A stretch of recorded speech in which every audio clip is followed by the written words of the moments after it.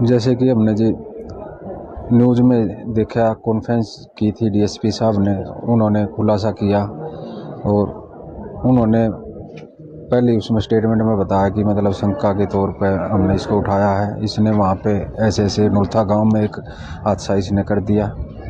तो जी जैसे मेरे रिलेटिव भी वहाँ पे है, उन्होंने भी मेरे को बताया। उसके बाद जैसे कि क्या नाम है इसने एसपी साहब ने प्रेस कॉन्फ्रेंस की, उसमें उसने खुलासा किया कि इन्होंने कबूल किया कि मैं 4 मर्डर कर चुकी हूँ, ये वाला भी किया। तो जी उसी के बाद हमें पता लगा। कब किया था आपकी बच्ची का मर्डर? कितने साल की थी? 9 साल की गुड़िया थी जी, और 19 अगस्त को किया था। 18 अगस्त को जी हमारे पास सोई थी, बिटिया के पास सोई थी, और 19 अगस्त को सुबह मृत पाया गया था जी बेटी को हमारे को। किस तरह का माहौल इसने बनाया कि वो गुड़िया के साथ कैसे किया था इन्होंने? कैसे?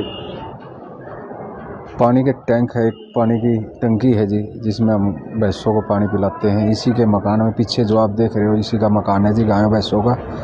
और ये भाई का मकान भी साथ में ही है। तो इसने पीछे छत से ला के सीढ़ी से और इस टंकी में डुबो के उसको मारा था। तो सुबह कैसे मिली थी? किस हालत में? किसने देखा था?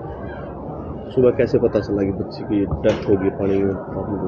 बस ये ढूंढ रहे थे जी, सुबह जैसे लड़की को नहीं पाया, ढूंढते समय क्या नाम है 5 बजे जैसे ही उठे पूरे परिवार वाले। ढूंढने के बाद टंकी में जैसे घर का ताला लगा हुआ था, बाहर जाने की कोई उम्मीद थी नहीं। अगर बच्चा कहीं बाहर नहीं निकला, घर से गायब हो गया। ढूंढते हुए छत पे गए और छत से जैसे देखा तो टंकी में दिखाई दी, तो तब पता हमें लगा कि उस टाइम टंकी में पानी भी कम था। तो आपको शक नहीं हो उस टाइम पे किसी पे कि भाई इसकी मर्डर किया जा सकता है? शंका हुई थी जी, पानी कम था, कोई बाहर का आदमी घर में नहीं था मौजूद, और बाहर से आने का कोई रास्ता भी नहीं था। घर के गेट का जो ताला लगा हुआ था, जो फ्रंट गेट है, बाहर से कोई उम्मीद नहीं थी कोई आ सकता है। और यही जो मेरे मकान में जो सोई हुई थी, तो जी और किसी पे मतलब बनता ही नहीं कि मैं किसी पे शंका जाहिर करूँ। तो मैंने इसी पे इल्ज़ाम लगाया था जी, इसी ने किया है।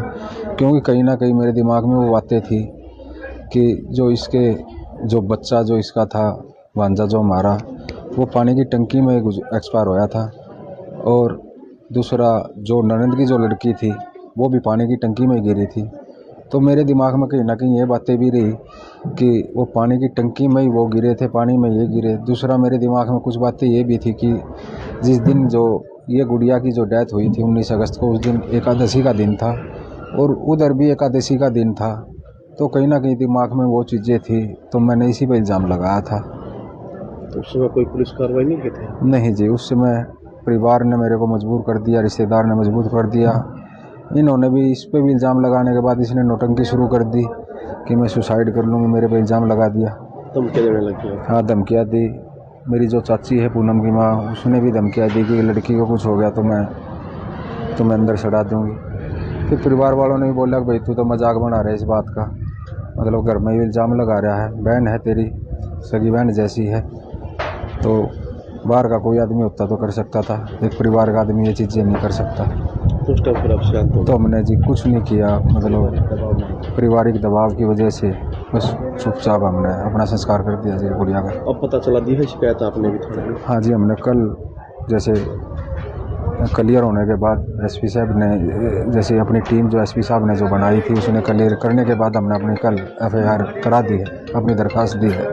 न्याय की मांग करते हैं? हाँ जी, न्याय की मांग करता हूँ, बिल्कुल करता हूँ जी। और इस हद तक करता हूँ कि मतलब जैसे ही इन्होंने इन बच्चियों को मारा है, उसी तरह इसको भी सज़ा दी जाए। जीने का कोई अधिकार नहीं है जिसको भी, ऐसे आदमी को जीने का बिल्कुल भी। क्योंकि अगर प्रशासन इसको उम्र कैद या मतलब 10 साल 14 साल 20 साल की देता है, तो उसमें क्या है, छुट्टियां भी मिलेंगी इसको, 10 दिन 15 दिन। इसके परिवार वाले भी कोशिश करेंगे इसको लेके आने की। तो ऐसे आदमी का कोई भरोसा नहीं, 10 दिन की छुट्टी भी अगर वो आती है तो उसमें किस बच्चे की वो जान ले ले।